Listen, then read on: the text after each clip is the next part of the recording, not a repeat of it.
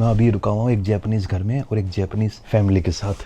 Like to boil something और for barbecue और something like barbecue. भाई लाइफ में आज तक पहले कभी ऐसा नहीं देखा था मैंने। One of the few places जहाँ पे आप बीच के ऊपर अच्छे तरीके से ड्राइव कर सकते हो। ये पूरा रास्ता है। गुड मॉर्निंग गाइस और स्वागत है आपका एक और नई वीडियो में। तो भाई और बहनों, जैसा कि आप वीडियो के टाइटल से समझ ही गए होंगे, मैं अभी रुका हुआ हूँ एक जापानीज़ घर में और एक जापानीज़ फैमिली के साथ। और ये वाला एक्सपीरियंस यार मुझे सच में लेना था और मुझे देखना था कि यार जापानी लोगों के घर होते कैसे हैं और जापानी लोग रहते कैसे हैं। तो एक अभी जहाँ पे मैं रुका हुआ हूँ इस जगह का नाम बताता हूँ पहले, ताकि आप थोड़ा सा कनेक्ट कर पाओ। आपने जो लास्ट वीडियो देखी होगी वो थी, मैंने अपनी जर्नी स्टार्ट की थी कामागासाकी से यहाँ तक की। कामागासाकी एकदम साउथ में पड़ता है और Kamagasaki is the southeast Shinkansen railway station of India. मतलब कि जो बुलेट ट्रेन है वो साउथ में वहाँ तक जाती है। उसके आगे फिर आपको लोकल ट्रेन लेके जानी पड़ेगी। और I think last to last video में मैं आपने देखी होगी, मैं यहाँ के जापान के सबसे साउथ मोस्ट रेलवे स्टेशन भी कहते हैं भाई, जापान का सबसे साउथ वाला रेलवे स्टेशन। अभी हूँ मैं योशिकावा में। तो कल मैं लगभग 1200 किलोमीटर जर्नी करके पहुँचा था यहाँ पे। और ये जगह मिली थी मुझे गूगल मैप्स के ऊपर जूम इन जूम आउट करते हुए। मेरा एक मन था कि यार एक ऐसे गांव में और एक ऐसे घर में रुकूं जहाँ पर मैं सारी की सारी चीज़ें एक्सपीरियंस कर सकूं एक टिपिकल जापानीज़ वे में। तो ये देखिए, ये है भाई मेरा बेड। ये नीचे जो आपको ये कारपेट सा दिख रहा है ना, ये नेचुरल कारपेट है जो चावल के बाद जो धान पराली बच जाती है उससे बनाया हुआ। दिखाता हूँ मैं आपको थोड़ी लाइट ऑन कर देता हूँ, थोड़ा अच्छा एक्सपीरियंस है। ये देखिए नीचे पूरा कारपेट बना हुआ है, ऊपर ये हल्का सा छोटा सा एक मैट्रेस है जिसके ऊपर मैं कल सोया था। और इसी तरीके से आपको ये छोटी छोटी घर की दीवारें सी मिलेंगी। और ऊपर देखिए ये पूरा लकड़ी का फ्लोर है। ऊपर नीचे भी लकड़ी, ये इसी टाइप की लकड़ी बिछी हुई है, लेकिन लकड़ी के ऊपर ये कारपेट बिछा रखा है बैम्बू वाला, बैम्बू और चावल की पराली वाला। और ऊपर ये मैट्रेस। और इसकी खिड़कियाँ देखो ऐसी हैं,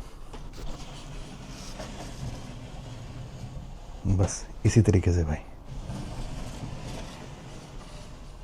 वैसे यहाँ पे ना जो होस्ट है उन्होंने एक पूरे बड़े कमरे को 4 पार्ट्स में डिवाइड कर रखा है। ऐसे ऐसे ऐसे और ऐसे काइंड ऑफ डोमेट्री और पर्सनल स्पेस दे रखी है। तो ये देखिए भाई, मैं आपको थोड़ा सा हाउस टूर दे देता हूँ और उसके बाद इस गांव को घूमने निकलेंगे कि जापानीज़ घर अंदर से होते कैसे हैं। ये देखिए इनका ये बैकग्राउंड जहाँ पे इन्होंने ये पत्थर के बने हुए कुछ आइटम्स रखे हुए हैं। और इधर कपड़े वपड़े सुखाने के लिए और बैठने के लिए जगह बना रखी है। ये दूसरे रूम में जाने के लिए, ये दूसरे रूम में जाने के लिए, और ये वाला मेरा रूम है। जो टिपिकल और ट्रेडिशनल जापानीज़ हाउसेज हैं वो आपको इसी स्टाइल में मिलेंगे। अब लैपटॉप पे कुछ अपलोड हो रहा है और अब मैं बाहर जाता हूँ इस गाँव को घूमने। और कल जब मैं आया था ना, तो ये देखिए इन्होंने ना मेरे लिए एक स्पेशल डेडिकेटेड नोट बना के रखा हुआ था। तो भाई जो लोग इंडिया में गेस्ट हाउस या फिर होम स्टे रन कर रहे हैं उनके लिए एक इंस्पिरेशन बताऊंगा मैं। एक तो आप अपने इंडिया में खास करके जो पहाड़ों वाले लोग हैं ना, उनके लिए चीज़ें हो सकती हैं। बड़े शहरों में चीज़ें मुश्किल हैं क्योंकि लकड़ी का घर बनाना, उसको मेंटेन करना, उसमें बहुत ज़्यादा चीज़ें लगेंगी। तो जो लोग पहाड़ों में रह रहे हैं वो एक typical Japanese style home stay बना सकते हैं। या फिर अपने इंडिया में भी बहुत सारी इंस्पिरेशन है, लेकिन अगर आप फ्यूजन करोगे तो और अच्छा लगेगा इस टाइप में। और इनके सबसे मज़े बस ये देखिए, इन्होंने मेरे लिए पर्सनलाइज एक नोट लिखा हुआ है। ये नोट जापानीज़ में लिखा हुआ है, मैं समझ नहीं पाया, कल मैंने देखा नहीं, तो मैं इसको ट्रांसलेट करके दिखाता हूँ कि इसमें लिखा क्या हुआ है। आप अपने घर है या फिर अगर आपके पास होम स्टे है तो होम स्टे में जो भी बंदे आते हैं ना उनके लिए एक पर्सनल नोट लिखेंगे तो उससे बंदे के साथ एक पर्सनल कनेक्शन बनता है। तो ये जापानीज़ से सीखने की बात है। मैं आपको दिखाता हूँ इन्होंने क्या लिखा हुआ है। ये देखिए, dear mister Sangwan, welcome to old house guest house Yoinoya. We thank for choosing our accommodation from among the many options available. We hope that your time will be here relaxing one, a peaceful moment away from every day. Please take your time and enjoy old style guest house Yoinoya Terada family. इन्होंने ये लिखा हुआ है कि भाई thank you, आपने हमारे घर को चूज़ करा, आपके पास इतनी ऑप्शंस अवेलेबल थी, उसके बाद भी आप यहाँ पे हमारे पास आए। हम आपको उम्मीद करते हैं कि आपका यहाँ पे स्टे अच्छा हो और जो डेली की भागदौड़ है उससे थोड़ा आप एस्केप कर सको। तो जो होम स्टे ओनर है उनके लिए बहुत इंपॉर्टेंट चीज़ है ये, प्लीज़ करना। आप जो भी आपके घर पे गेस्ट आए उन सब के लिए एक पर्सनल नोट बना के दोगे ना आप, बंदों को बहुत अच्छा लगेगा। तो अब निकलते हैं भाई मेरे इस घर से, और अब मैं जा रहा हूँ थोड़ा बाहर गांव घूमने। और गांव घूमने से पहले सबसे पहले बात आती है भाई, पहले एक बार घर का थोड़ा सा और दिखा देता हूँ। मैं चप्पल वहाँ पर रख देता हूँ भाई।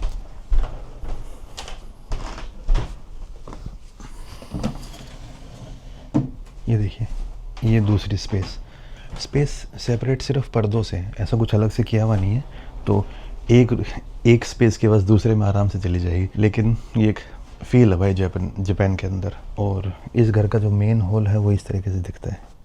इधर भी पूरे ये कारपेट बिछा हुआ है बैम्बू का और उसका, और इधर बैठने के लिए ये देखिए आप, लकड़ी का पूरा स्टाइल। मैं तो कहूँगा जो स्टाइल एकदम मिनिमल है, ज़्यादा चीज़ें रखी हुई नहीं है, लेकिन सारी जो नेचुरल चीज़ें रखी हुई और लकड़ी लगा रखी है, तो उस कारण से खुशबू आ रही है जो भाई बहुत ही सूदिंग और बहुत ही प्यारा इफेक्ट दे रही है।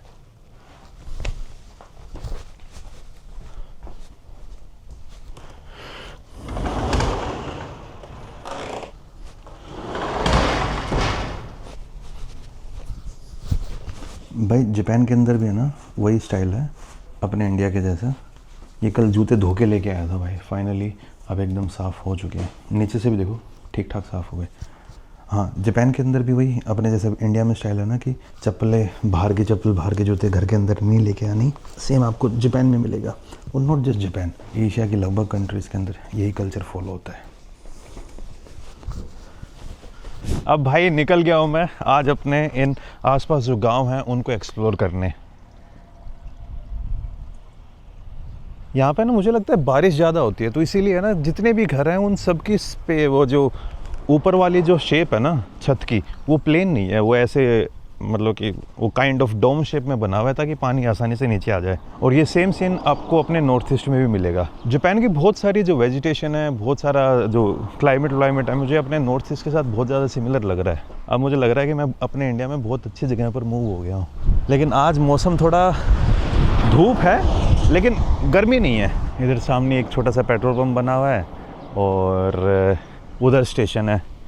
लेकिन सबसे पहले खाना खा के फिर मैं आगे की तरफ प्रस्थान करूँगा। जापान के गाँव की लाइफ के बारे में मैंने आई थिंक एक बार मैंने कोई नेट जियो पे कोई डॉक्यूमेंट्री देखी थी आज से 10-15 साल पहले। और बचपन में भी अपन भाई ज़्यादातर जो कार्टून देख के ग्रो हुए हैं वो जापानीज़ कार्टून ही देखे हुए हैं। समुराई जैक, डोरेमोन, निंजा हथौड़ी, शिनचैन, हगेमारू, ये सारे के सारे कार्टून और जो भी एनिमे हैं वो सब के सब यहीं से जापान से ही आए हैं। इवन काफ़ी जो एनिमे फैंस हैं उनके अंदर तो गांव की लाइफ को और ज़्यादा दिखाया गया है। तो जापान की जो गांव की लाइफ है सच में इंटरेस्टिंग तो है, लेकिन जापान के गांव है ना धीरे धीरे मर रहे हैं because of the rapid, already इतना ज़्यादा अर्बनाइजेशन हो चुका है। काफ़ी आपको ऐसे गाँव मिल जाएंगे, काफ़ी आपको ऐसे घर मिल जाएंगे जो टोटली अबेंडेंड पड़े हैं। और इंटरेस्टिंगली फॉरेनर्स जापान के अंदर प्रॉपर्टी खरीद सकते हैं। तो भाई जिनके पास पैसा है मैं उनको रिकमेंड करूँगा 1-2 प्रॉपर्टी यहाँ पे ख़रीद के उनको एयरबीएनबी में ट्रांसफ़र कर दो। या फिर ऐसा कर लो कि सर्दियों में अपने इंडिया में रहो और गर्मियों में रहो जापान में। खास करके ये वाली चीज़ें जो आईटी वाले बंदे वो कर सकते हैं, क्योंकि भाई उनको रिमोटली काम करने में कोई पंगा नहीं है। जापान के अंदर खास करके गांव के जो रेस्टोरेंट हैं उनके साथ भी एक मैंने पंगा देखा है। दुनिया भर में जो रेस्टोरेंट हैं वो दोपहर के टाइम पे बंद होते हुए नहीं देखे हैं मैंने, लेकिन जापान में यूँ मान लो सुबह 11, 11:30, 12 बजे तक रेस्टोरेंट खुले रहेंगे गांव के जो हैं, वो फिर बंद हो जाएंगे। फिर वो शाम के 5 बजे दोबारा ओपन होते हैं। दोपहर के टाइम पे सब बंद। ये यहाँ पे भी है। अभी मैं कुछ 1-2 रेस्टोरेंट चेक कर रहा था आसपास। आज मैं पूरे अच्छे से नींद लिया, पिछले 2-3 दिनों से नींद पूरी हो नहीं रही थी। तो आज मैं मान लो 10 बजे के आसपास उठा, फिर नहा धोया, फ्रेश हुआ और अब लगभग 11-12 बज चुके हैं। तो जो मैं सोच रहा था कि आसपास कोई रेस्टोरेंट मिल जाएगा वहाँ पे कर लूँगा, लेकिन मुझे कुछ नहीं मिला। और ये सेम सीन मेरे साथ जब मैं साउथ में था ना जापान के, उधर भी हुआ था। तो अब इसी सुपरमार्केट में जाके यहाँ से कुछ ख़रीद के यहाँ पे बैठने का भी जगह है। कोनिचिवा मतलब हेलो। ये देखिए सुबह के 9 बजे से 8 बजे तक ऐसे होते हैं गांव के सुपरमार्केट। आप यहाँ पे ज़्यादातर लोग देखना आपको 70 से ऊपर ही ज़्यादा मिलेंगे। ये मीट वाला सेक्शन है, यहाँ पे आपको पोर्क और बीफ ज़्यादा दिखेगी। चिकन मिल जाता है लेकिन थोड़ा मुश्किल होता है ढूंढना। और ये अपना सेक्शन जहाँ से मुझे खाना लेना है। शाम के टाइम पे आप आओगे ना, ये खाना आधे रेट में मिल जाएगा आपको। ये अच्छा है, कौन सा लूँ यार? मेरे को मछली, ये देखो सैल्मन मिल रही है मुझे 650 में पूरा मील।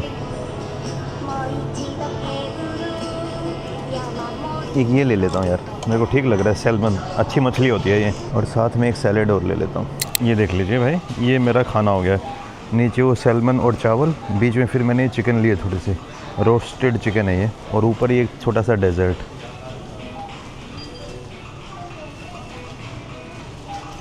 देखा आपने, दादी भी एकदम थोड़े से मैंने जगह दी तो कैसे कर रही हैं, मतलब कि एकदम वो नीचे झुक के। तो ये वाला जो कल्चर है जापान का मुझे बहुत अच्छा लग रहा है। ये कभी पुराने टाइम में तो नहीं, थोड़ा थोड़ा अभी भी अपने इंडिया के कल्चर का पार्ट है, लेकिन धीरे धीरे चीज़ें जा रही हैं। ये भाई ये वाला चिकन लिया था मुझे, ये 358 का पड़ा मुझे, 358 येन। और ये है मेरा मेन मील, जिसके अंदर सैमन है और थोड़े बहुत चावल हैं, थोड़ी बहुत सैलेड टाइप है। इसको मैं यहाँ पे गर्म भी कर लूँगा। बिलिंग विलिंग मेरी सारी हो गई है। ये क्या है भाई? अच्छा, आइस पैक है।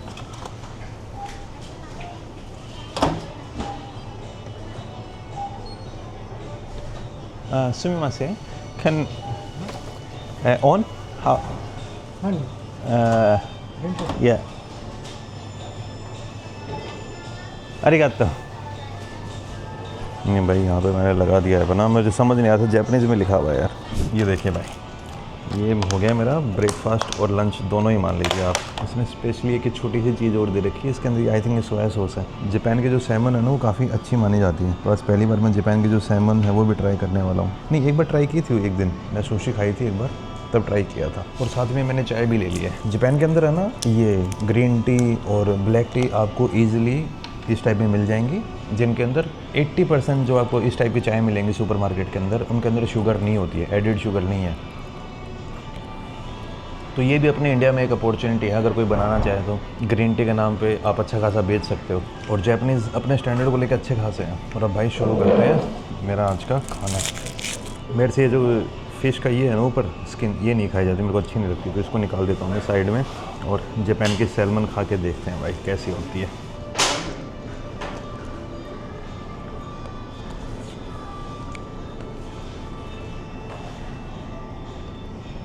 मुझे पता नहीं था कांटे भी होते हैं सैल्मन के अंदर।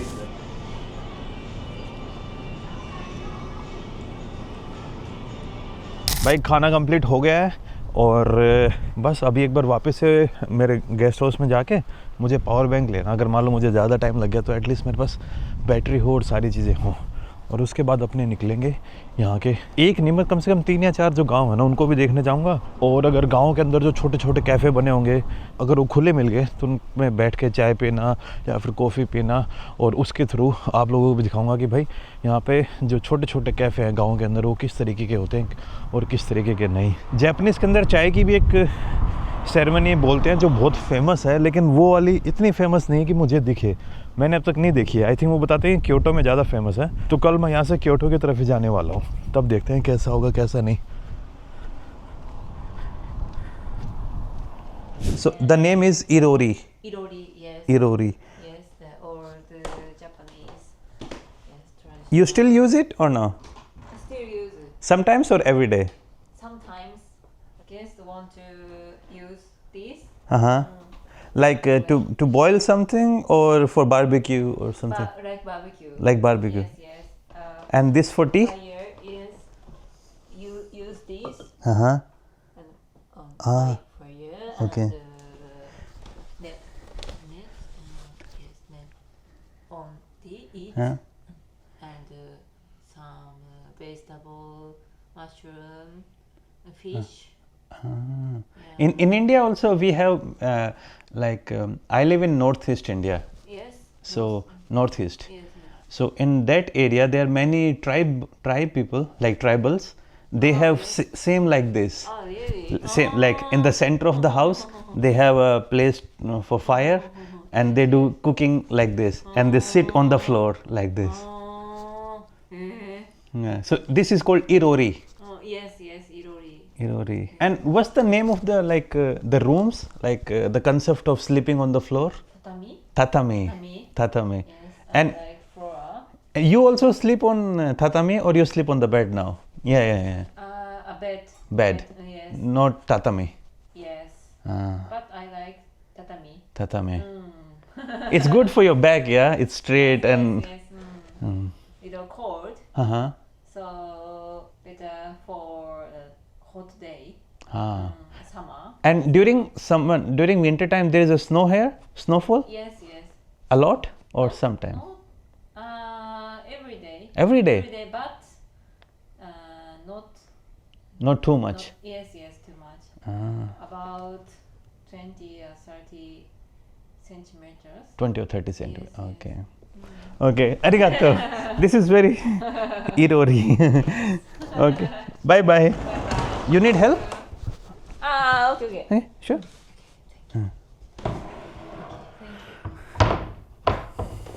बाय. हाँ तो यार वापस से मैं हॉस्टल में आ गया था, वो ना इसमें अपने होम स्टे में आ गया था मैं. तो आपने सिमिलैरिटीज़ को देखा अपने नॉर्थ ईस्ट इंडिया के साथ, और वो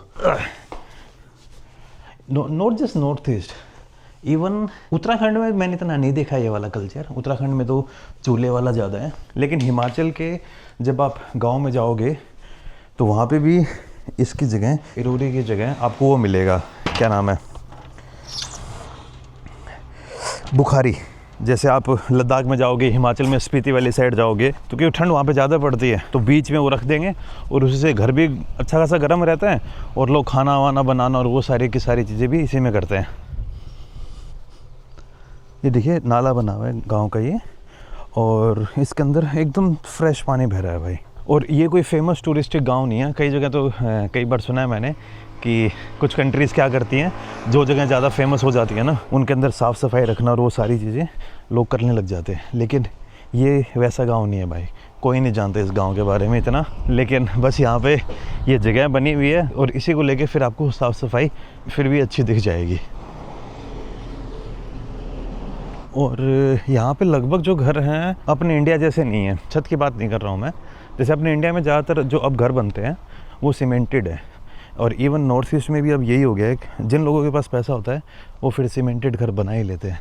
लेकिन यहाँ पे सीमेंटेड घर का कल्चर अभी नहीं आया है, और आई थिंक मुझे लगता भी नहीं आएगा. एक तो मे भी रीज़न हो सकता है अर्थक्वेक वाला, और दूसरा सीमेंट के साथ पंगा क्या है, ठंड में बहुत ज़्यादा ठंडी हो जाती है, गर्मी में बहुत ज़्यादा गर्म हो जाती है. यहाँ पे वो वुडन और पार्टिकल वुड टाइप के घर यूज़ करते हैं, जो गर्मी में ज़्यादा ठंडे रहते हैं, क्योंकि हीट वो एब्जॉर्ब नहीं करते, और ठंड में वो जो हीट अंदर है उसको लूज़ नहीं होने देते. तो उस कारण से आई थिंक यहाँ पे सीमेंट के घरों का चलन उतना ज़्यादा नहीं है. बहुत rare of the rare case में मुझे सीमेंट के घर देखे मैंने, वरना आपको घर सारे है ना ये वुड वाले और जो पार्टिकल है उस वाले ही मिलेंगे. ऐसी सड़कें मैंने असम में भी बहुत देखी हैं, और अपने साउथ साइड भी बहुत देखी है, छोटे छोटे. जब आप केरला में जाओगे ना, तो जो केरला के छोटे छोटे गांव हैं बैक वाटर्स के पास में, जहाँ पे चावल वावल की खेती होती है, तो ये देखिए ये चावल ही उगे हुए हैं. जैपनीज़ लोग अपने चावल को लेके भी बहुत ज़्यादा प्राउड है. बहुत सारे रेस्टोरेंट में खाओगे ना, तो लिटरली कई जगह मैंने लिखा हुआ देखा है, we only use rice from Japan. तो मतलब कुछ तो बात होगी, वरना ये बात लिखने की होती नहीं है. भी आप इंडिया में जाओ या किसी भी कंट्री में जाओ, वहाँ पे कोई ऐसा नहीं लिखता है कि भाई हाँ हम अपने ही देश के चावल यूज़ करते हैं. तो मे भी ये जापानीज़ के लिए एक बहुत बड़ी बात होगी कि भाई नहीं, हमें अपने ही देश के चावल खाने हैं. इनकी देशभक्ति यार मुझे सच में अच्छी लगती है. ये ना थोड़े कंस्ट्रक्टिव देशभक्ति रखते हैं अपने देश के साथ. एक आप लोगों के साथ मैं ना स्वामी विवेकानंद का एक्सपीरियंस शेयर करता हूँ. ये यार बुक्स में पढ़ा था मैंने, मैं श्योर नहीं हूँ, लेकिन मेरे को याद आ रहा है बचपन में कि एक बार स्वामी विवेकानंद अपने जापान में घूमने आए थे, और स्वामी जी ने ये बोला था, वो जब बच्चों से बात कर रहे थे, एक स्कूल में विजिट की, तो उन्होंने पूछा कि भाई आपके देश में सबसे ज़्यादा क्या धर्म है. तो उन्होंने बोला बुद्धिज़्म. तो उस टाइम पर बुद्धिज़्म यहाँ का जापान का मोस्ट प्रोमिनेंट रिलीजन हुआ करता था. अभी भी है, लेकिन अभी क्रिश्चियनिटी ऑलमोस्ट बराबर सा ही हो गया है. तो जब स्वामी जी ने पूछा कि भाई अगर आपको बुद्धिज़्म और आपके कंट्री में चूज़ करना पड़े तो पहले आप किसको चूज़ करोगे, तो बच्चे ने जो जवाब दिया था ना, वो स्वामी विवेकानंद का मतलब कि माइंड ब्लो कर दिया था उन्होंने. तो बच्चे ने बोला कि सर देखो मैं हमेशा बुद्धिज़्म को चूज़ करूँगा, लेकिन जब कंट्री की बात आ गई ना, तो उस टाइम पर कंट्री मेरे लिए बड़ा ही हो जाती है और बाकी सारी चीज़ें मेरे लिए छोटी हो जाती हैं. तो ये वाली बात अगर आपको या किसी ने पढ़ी हो तो बताना मुझे, और मैं थोड़ा गलत भी हो सकता हूँ, शायद वो स्वामी विवेकानंद ना हो, लेकिन ये स्टोरी इस टाइप की मैंने पढ़ी थी जापानियों के बारे में. और खेत भी है ना, ज़्यादा बड़े बड़े नहीं है.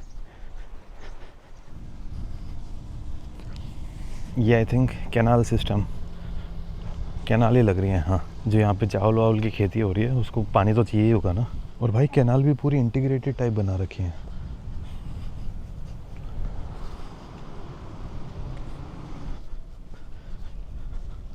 एक कमी तो लगी मुझे यहाँ के गांव में। देखो गांव के आर बाहर वो बहुत है, ग्रीनरी बहुत है, लेकिन गांव के अंदर जो गांव का मेन पार्ट है वहाँ पे पेड़ पौधे इतने नहीं दिख रहे हैं। जैसे मेन स्ट्रीट है, इस स्ट्रीट के ऊपर आपको इतने पेड़ पौधे नहीं दिखेंगे। छोटे मोटे ज़रूर लगा रखे हैं, साफ़ सफाई भी बहुत अच्छी खासी है, सच में अच्छी खासी है, लेकिन बस एक वो पेड़ पौधे वाला जो फैक्टर है ना, वो थोड़ा मिसिंग लग रहा है मुझे। आसपास जो पहाड़ हैं और जो जगह हैं वहाँ पे आपको सारी चीज़ें मिलेंगी। और जापान में रोड हैं उनके आसपास भी पेड़ पौधे नहीं दिखेंगे। ये बात मुझे अपने इंडिया की अच्छी लगती है। और इंडिया में भी भाई मुझे मेरी स्टेट को इस मामले में तारीफ़ करते हुए अच्छी बात लगेगी। हरियाणा में आप चले जाइए, हरियाणा के लगभग रोडों के दोनों तरफ आपको अच्छे खासे पेड़ पौधे मिल जाएंगे। और सेम सीन अब मुझे असम के अंदर भी लग रहा है। तो भाई एक मेरी स्टेट जिसमें मैं पैदा हुआ और एक मेरी स्टेट जिसमें मैं अब रह रहा हूँ, ये दोनों तारीफ़ के काबिल हैं। और जहाँ से मेरी आईडी है राजस्थान से, वो स्टेट थोड़ी इस मामले में पीछे रह गई और वहाँ पे और ज़्यादा ज़रूरत है, क्योंकि राजस्थान में आपको पता है। कोनिचिवा स्टेशन ओके अरे दिस साइड अरे तो बस ये पोस्टमैन भाई साहब से देखे लेफ्ट साइड में, वो घर पे अपने डिलीवरी करके चले गए। और एक चीज़ और देखिए आप, जैसे अपने इंडिया में या फिर नहीं इंडिया का ही ज़्यादा बता सकता है मैं, यूएसए में भी मैंने देखा था, यहाँ में ना घरों के बाहर चार दीवारी नहीं है। ये वाला स्टेशन रहा है। जैसे अपने इंडिया के घरों में आप देखोगे ज़्यादातर, चाहे east west north south, north east को छोड़ के वहाँ पे घरों के बाहर चार दीवारी मिलेगी। यहाँ पे चार दीवारी वाला कंसेप्ट नहीं है। इसका मतलब सेफ्टी और सिक्योरिटी बहुत अच्छे लेवल पे है यहाँ पे। वरना अगर लोगों को डर होता तो चार दीवारी कंफर्म एग्जिस्ट करती, लेकिन यहाँ पे नहीं है। बस पंगा ही है, मुझे लोग नहीं दिख रहे बाहर, बहुत कम लोग दिखे। अभी एक वो दादी दिखी थी जो आई थिंक स्टेशन की तरफ जा रही थी, और बाकी लगभग लोग घरों के अंदर ही हैं।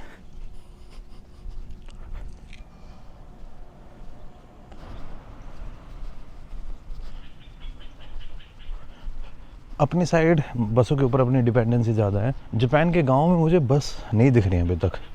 देख लो, मुझे लगभग यहाँ पे आए हुए 12 से ज़्यादा घंटे हो चुके हैं, 17-18 घंटे हो चुके हैं, एक भी मुझे बस नहीं दिखी है यहाँ पर। ट्रेन दिख गई है लेकिन बस नहीं दिखी है।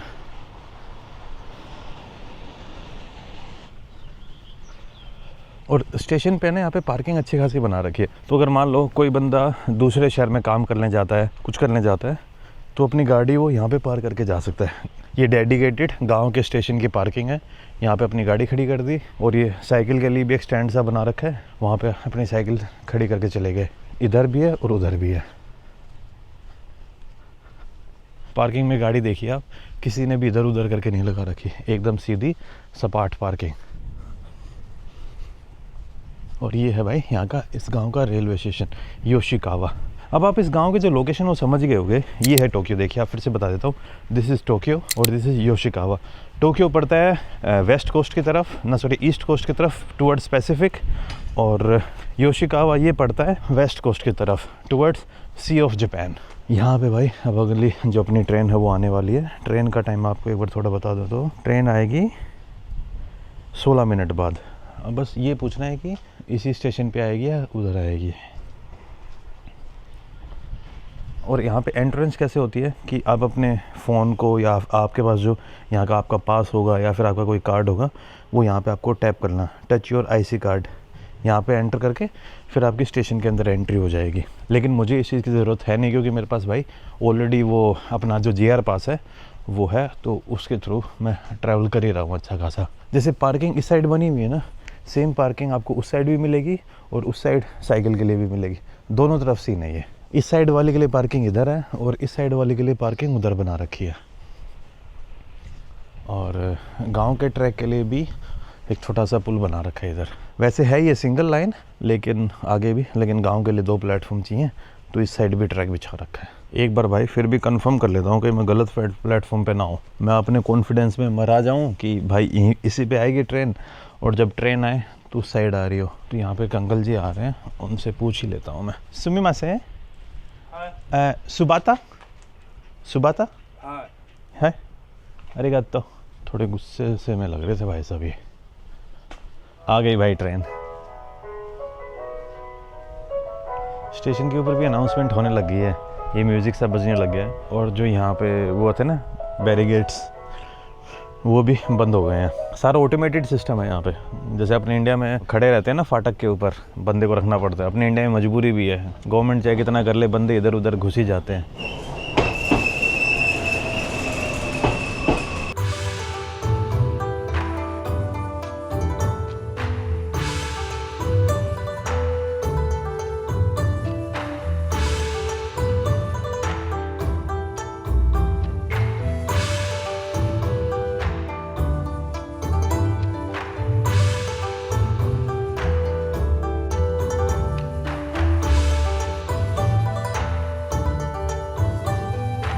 भाई इस स्टेशन पे उतरने वाला हूँ मैं। आ गया है एक, ये वाला एक ऐसा गांव है जिसके पास में लेफ़्ट साइड में चावल की खेती, पैडी फील्ड्स सब मिल जाएंगे, पैडी या हाँ राइस फील्ड, और राइट साइड में इसके पास है ओशियन, समंदर। तो इस गांव में उतर के फिर देखने आऊँगा, फिर उसके बाद यहाँ से वापस ट्रेन लेके आगे की तरफ और जाएंगे। आज पूरे दिन भाई आसपास जो गांव है ना यहाँ के, वही देखने वाला हूँ मैं, और वो भी एकदम अच्छे तरीके से, प्यार से, शांति से। और कोई रेस्टोरेंट्स मिलेंगे तो उनको भी देखने जाऊँगा कि भाई यहाँ के रेस्टोरेंट में खाने को मिलता क्या क्या और क्या नहीं मिलता है। लगा दिए भाई ड्राइवर भाई साहब ने ब्रेक, और ये आ गया है स्टेशन। स्टेशन के सारे, इन स्टेशन का नाम है मिनामी हाकुई। इस गांव का नाम है मिनामी हाकुई। अब यहाँ से है ना वापस मुझे अगली ट्रेन है, अभी टाइम हुआ है एग्जैक्टली 2 बज गए हैं, तो इसमें लिखा हुआ है 2:01 पे ट्रेन है। फिर अगली ट्रेन है 3:30 बजे, 1.5 घंटे बाद। तो इस ट्रेन के अंदर मुझे जाना है, तो 1.5 घंटा है मुझे इस गांव को घूमने के लिए। उसके बाद फिर मैं यहाँ से निकल जाऊँगा। आई थिंक 1-1.5 मिनट रुकेगी, उसके बाद ही जाएगी ये।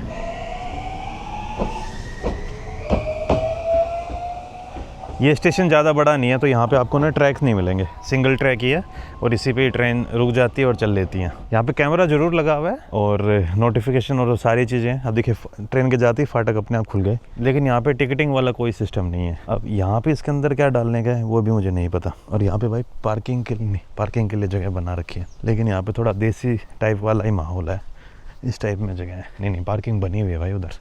जो यहाँ की सबसे अच्छी बात मुझे लग रही है ना, वो ये है कि यहाँ पे साइकिल के लिए ना प्रॉपर जगह बना रखी है लोगों ने।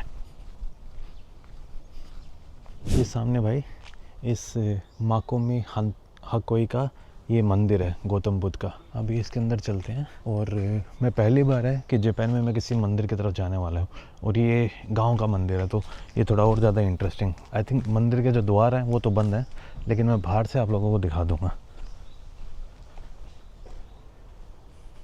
मैं टेंपल के अंदर नहीं जाऊंगा यार, पता नहीं ये कि क्या रिचुअल्स हैं, क्या ट्रेडिशंस हैं, तो किसी के प्रे करने वाली जगह को मैं डिसरिस्पेक्ट नहीं करना चाहता। लेकिन इस तरीके से आपको जापान के अंदर मंदिर मिलेंगे। मंदिर है ना, ये लकड़ी से बना हुआ है। ये जो आपको डिज़ाइन दिख रहे हैं ये सब लकड़ी से तराशे गए हैं, और लंबे लंबे रस्सियाँ लटकी हुई हैं। उसके ऊपर जो जापानीज़ है ना वो लिखी हुई है। एक चीज़ और है कि जो जापानीज़ लैंग्वेज है ना वो चाइनीज़ से ड्राइव हुई थी।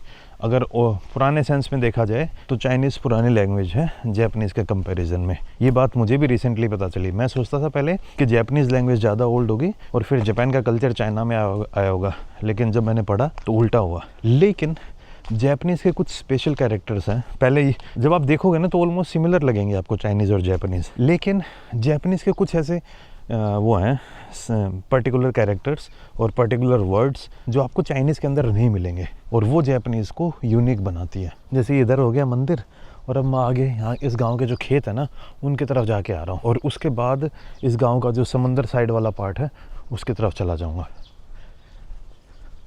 ये देखिए साइड में जो दिख रहे हैं ना, ये बैम्बू और बेत होती है, बैत होता है। जो पुलिस वाले डंडा नहीं रखते हैं, बैत का डंडा खींचो खींच मारते हैं, वो भी हो सकता है, और ये बैम्बू भी हो सकता है, क्योंकि बैम्बू का भी जापान के अंदर अच्छा खासा प्रोडक्शन है।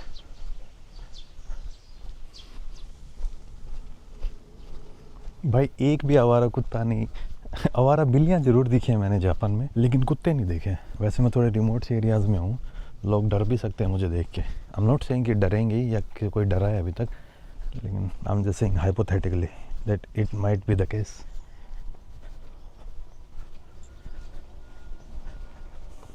जो दुकान है वो सब बंद हो रखी है अभी, जो दोपहर वाले टाइम में बता रहा था ना, वो रीज़न है। और एक चीज़ और देखी मैंने यहाँ पे, अभी जिस गांव में मैं रुका हुआ हूँ और जहाँ पे मैंने सुबह सुबह खाना खाया था, वहाँ पे 2 मुझे ब्राज़ील के बंदे दिखे और वो यहाँ पे ना एज ए कंस्ट्रक्शन वर्कर काम कर रहे थे।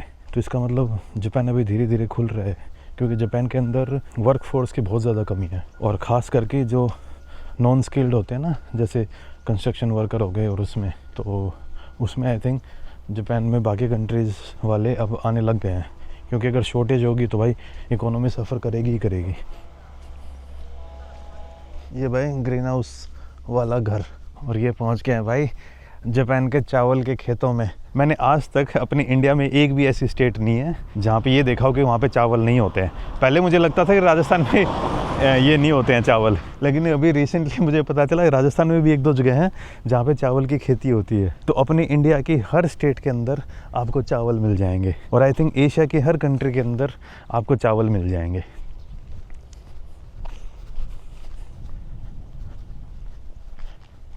अरे ये ट्रेन तो कुछ ज़्यादा ही जल्दी आ गई यार, 2:30 बजे ही ट्रेन आ गई। अगली कितने बजे आएगी? अगली ट्रेन आएगी भी या नहीं आएगी? ये देखिए साइकिल वाले भाई साहब होते ना, इस फाटक को उठा के इधर आ सकते थे, लेकिन नहीं आए, ट्रेन के जाने के बाद ही आएंगे। इतना रूल को पसंद करते हैं ये लोग। 1 घंटे बाद है भाई, सॉरी, सही है। मैं वेट कर रहा हूँ इसको जाते हुए वीडियो बनाने को, इनको खुलने की, भाई किस तरीके से यहाँ पे फाटक काम करते हैं, किस तरीके से नहीं। लेकिन टुन टुन टुन करे जा रहे, ट्रेन यहाँ से निकलेगी नहीं।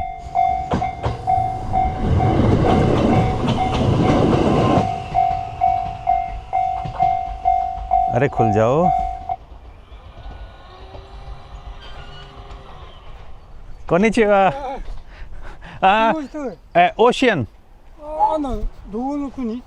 हाँ हाँ, ये नो नो, टूरिस्ट।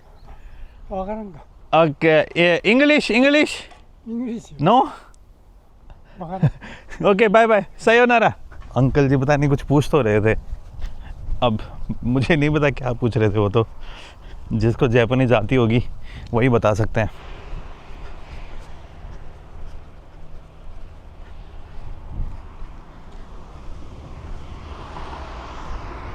समंदर के लिए मुझे 15 मिनट वॉक करके जाना है, और 15 मिनट मुझे वापस आने में लग जाएंगे, क्योंकि जो मेरी ट्रेन है वो 45 मिनट्स बाद की है, जो ट्रेन लेके मागे के जो गांव है उनकी तरफ प्रस्थान करूँगा।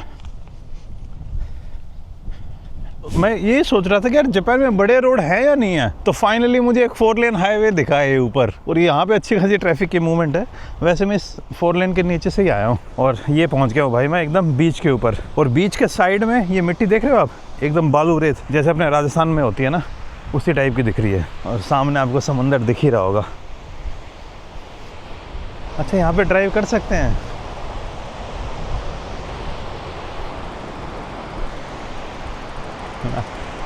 ये कैसा हाईवे है भाई, लोग यहाँ पे समुद्र के किनारे पर, और काफ़ी लोग ड्राइव कर रहे हैं। ऐसा लग रहा है कि हाईवे टाइप बना दिया है ये। मैं वो पढ़ के तो आऊँ कि कहीं भाई इस बीच के ऊपर समुद्र के पास जाना अलाउड है या नहीं है। The 8 kilometre Chirihama beach Nagisa driveway. हाँ भाई, यहाँ पे लिखा हुआ है, this Chirihama beach also called Nagisa driveway is the only beach in Japan which is hard enough and smooth enough to drive. Indeed, there are few beaches in the world. तो भाई ये है चिरियामा बीच। ये 8 किलोमीटर लंबा एक ऐसी जगह है, इकलौती जगह है जापान के अंदर जहाँ पे आप बीच के ऊपर ड्राइव कर सकते हो, और लोग यहाँ पे ड्राइव करने आते हैं। और पूरी दुनिया में है ना, ऐसी इक्की दुक्की जगह मिलेंगे आपको जहाँ पर बीच के किनारे पर मिट्टी इतनी ज़्यादा हार्ड है कि वो ड्राइविंग को सपोर्ट कर सकती है।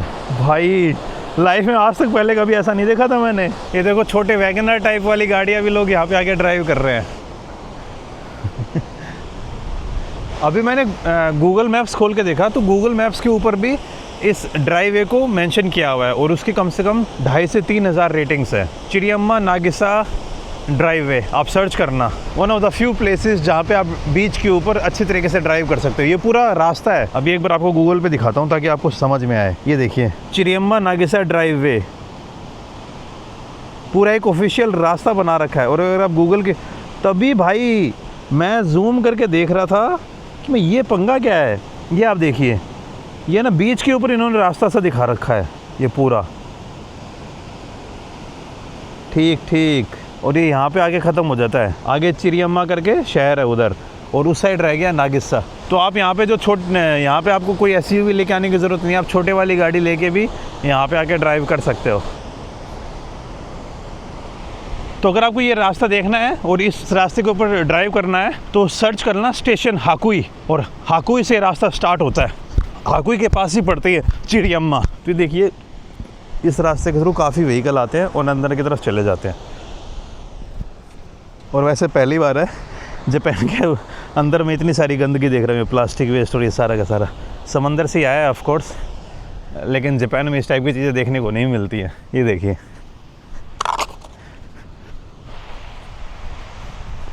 और यहाँ पे भी है ना सुनामी और उन सब चीज़ों के लिए ना अलर्ट सिस्टम लगा रखा है पूरा। अगर कुछ भी होता है तो यहाँ पे जो सायरन्स है ना ये सब बजने लग जाएंगे, टू डू डू डू डू डू इस टाइप में। यहाँ पे इसके बारे में इंफॉर्मेशन लिखी होनी थी लेकिन वो सारा ही पार्ट गायब है। ये बैठने के लिए जगह और इधर भी बैठने के लिए जगह। यहाँ बाइकर्स आ रहे हैं, दो इन बाइकर्स को देख के फिर निकल जाऊंगा मैं आगे की तरफ। जापान में बाइकिंग का कल्चर भी अच्छा खासा है। हायाबुसा जापान से ही है ना, सुजुकी की, और हायाबुसा नाम से एक शिनकानसेन भी चलती है। पर भाई ये हायाबुसा नहीं है, तो स्कूटी लेके आ रहे थे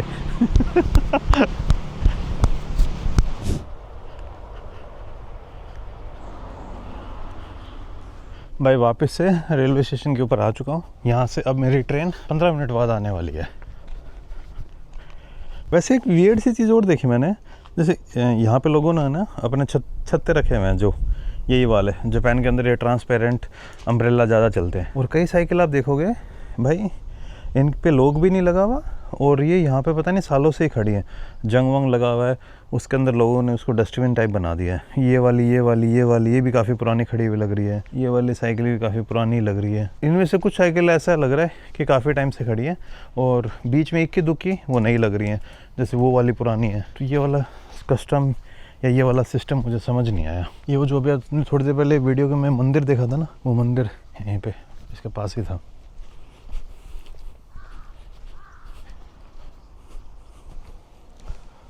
थोड़ा पीछे जाके देखते हैं, बाहर ही जाए खड़े, इधर तो धूप लग रही है यार, धूप चुभ रही है, पता नहीं कैसे। यहाँ पे थोड़ी देर मुंह पे लगी थी, दर्द जलन से होने लग गई। तो जापान के अंदर है ना, जापानियों ने क्या कर रखा है, इनके जितने भी शिनकानसेन के रेलवे स्टेशन है, जो ये शिनकानसेन बोले तो इनकी जो बुलेट ट्रेन, इनको है ना गाँव के साथ कनेक्ट कर रखा है। लगभग गाँव के जो यहाँ पे जापान के अंदर जो ठीक ठाक से थोड़े गाँव हैं, तो उन्होंने वो लोकल ट्रेन्स के थ्रू कनेक्ट कर रखे हैं। और वो लोकल ट्रेन्स क्या करती हैं, पूरे एक लाइन होती है, उस लाइन से पैसेंजर उठाती हैं, फिर आसपास जो बड़ा शहर होता है ना ठीक ठाक, उस शहर में जाके वो लोकल ट्रेन ख़त्म हो जाती है, वहाँ से फिर इनकी फास्ट ट्रेन चालू होती है। उस फास्ट ट्रेन में इनकी लिमिटेड वाली ट्रेन भी हो सकती हैं, और इनकी फिर शिनकानसेन भी हो सकती हैं। तो 3 लेयर है इनके पास ट्रेन की।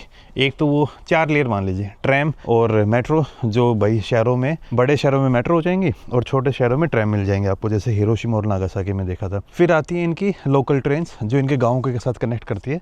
जिस ट्रेन में मैं आज सुबह बैठ के आया था, या फिर जिस ट्रेन को आपने लास्ट टू लास्ट वीडियो में देखा होगा। फिर उसके बाद आती है लिमिटेड एक्सप्रेस। लिमिटेड एक्सप्रेस आपने, जब मैं नागासाकी जा रहा था, या फिर आपने इससे पुराने वाली वीडियो में जो मैं ओसाका से बैठ के आया था जिस ट्रेन के अंदर, जिसका बाइक खिड़की बहुत ज़्यादा बड़ी थी, बाहर का व्यू बहुत अच्छा आ रहा था, वो थी लिमिटेड एक्सप्रेस। और इस लिमिटेड एक्सप्रेस से बाद आती है शिनकानसेन, जिन्हें यहाँ पे बोलते हैं बुलेट ट्रेन। तो इसी तरीके से इनका जो पूरा ट्रेन का सिस्टम है वो कनेक्ट करता है एक दूसरे से, और आपस की जो कनेक्टिविटी है ना, वो मुझे सच में काबिल तारीफ लगी। ये वाली चीज़ अपने इंडिया में थोड़ी मिसिंग है, और हमें इनसे सीखना चाहिए कि किस तरीके से हम अपने पब्लिक ट्रांसपोर्ट को और एफिशिएंटली बना सकते हैं। जापान के पास अच्छी बात क्या होगी यार, जापान ने ना हिस्ट्री में बहुत पहले टाइम से है ना सारी चीज़ें कनेक्ट करके रखी हुई थी, और उसी तरीके से इंफ्रास्ट्रक्चर को प्लान करके रखा हुआ था। अपने इंडिया के साथ प्रॉब्लम क्या हो गई स्टार्टिंग में भाई, एक तो वो गुलामी वाली चीज़ें, और उसके बाद फिर हमें उतना मौका मिल नहीं पाया। अब ये करना है ना थोड़ा फिजिबल नहीं हो पाता,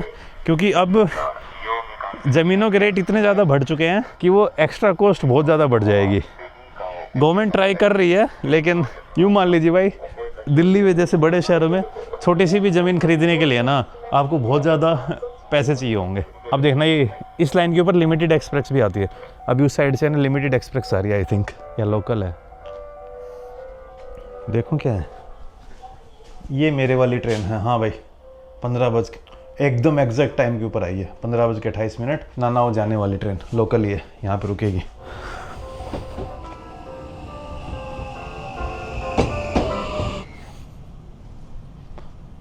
ये वाली ट्रेन बताओ कौन सी है? लोकल ही है भाई। इस लाइन के ऊपर लिमिटेड एक्सप्रेस भी चलती हैं, वो शायद मैं एक जगह पे था तब देखी थी मैंने, बहुत तेज़ चली गई थी, वो रुकी नहीं थी। वो छोटे मोटे स्टेशनों पे रुकेगी नहीं। अब आ रही है भाई आपकी भाई की ट्रेन। ये ट्रेन मुझे कहाँ लेके जाएगी नाम भूल गया मैं, अगले गांव में जहाँ पे जा रहा हूँ। थोड़ा सा आइडिया रहे यार आपको, नाम पढ़ भी लेता हूँ मैं लेकिन भूल जाता हूँ। पंगा क्या है कि अजीब अजीब से नाम है ना। हाँ मुझे जाना है सुबाता।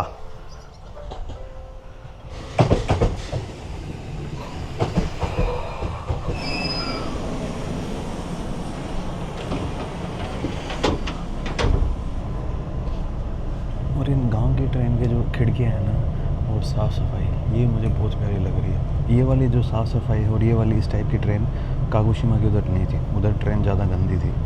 लेकिन इस गांव के आसपास जितनी भी ट्रेन है, जितनी भी ट्रेन यहाँ पे आ रही हैं, साफ़ भी हैं, टाइम पे तो हर जगह चल रही थी। कागोशिमा में जो उधर मैं साउथ की तरफ गया था ना, ट्रेन टाइम तो वहाँ पर भी चल रही थी। साफ़ सफाई आपको याद ही होगा, मैंने दिखाया था आपको। और उतनी गंदी ट्रेन मैंने जापान में कभी नहीं देखी है भाई।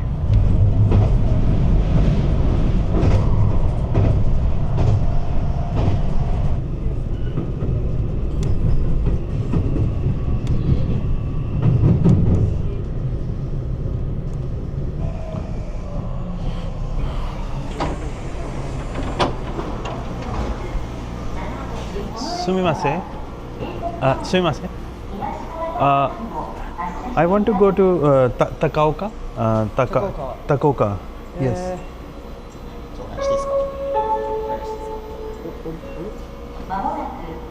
This Takaoka. Doraemon. Yeah, sure. Information? Up? Yes or no? It's Morimoto. Okay. Morimoto. From Morimoto to Takaoka, no? No.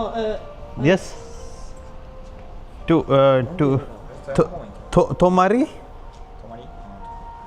Tomari train, yes? Okay. Arigatou gozaimasu. Okay, arigatou gozaimasu. Brazil से यहाँ पे काफ़ी वर्कर्स हैं। अभी मैं एक station है, station का नाम भूल गया मैं वापस से। एक तो स्टेशन के मुझे ना यहाँ पे नाम याद रहते ही नहीं है। हाँ, स्टेशन का नाम है मोरिमोतो। तो अभी मैं मोरिमोतो पे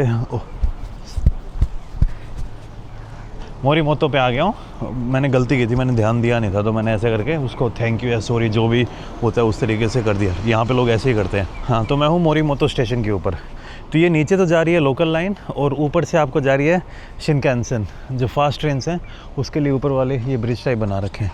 यहाँ पे टैक्सी भी खड़ी है। और ये यहाँ का गाँव नहीं है, ये है यहाँ का एक छोटा सा, आप इसे कस्बा बोल सकते हो, छोटी टाउन बोल सकते हो, मोरिमोतो टाउन। ये देख लीजिए, इस छोटी सी टाउन के अंदर भी है ना जो कैफ़े और ये जो रेस्टोरेंट हैं इस टाइम पे बंद हो जाते हैं। ये शाम को 5 बजे के अराउंड वापस खुलेंगे, लेकिन तब तक ये बंद रहने वाले हैं। तो भाई इसी तरीके की लाइफ है जापान के गाँव के अंदर। पर गाँव की लाइफ लगभग जगहों पर ऐसी ही होती है, पीसफुल, थोड़ी स्लो, और लोगों के पास टाइम थोड़ा ठीक ठाक होता है।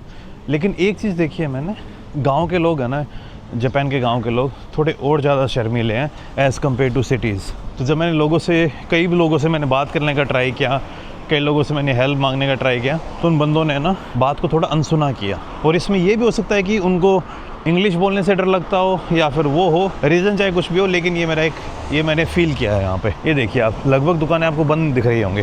और ऐसा नहीं है कि संडे है आज, भाई मंडे है आज। मंडे के दिन ऐसी हालत है। और 5 बजे का राउंड आएंगे तो ये वापस से सब खुल जाएंगे। बड़े शहरों में ऐसा नहीं था, बड़े शहरों में वो एक पर्टिकुलर टाइमिंग होती है सुबह से लेकर शाम तक, उस टाइम पे सब खुला या बंद रहेगा।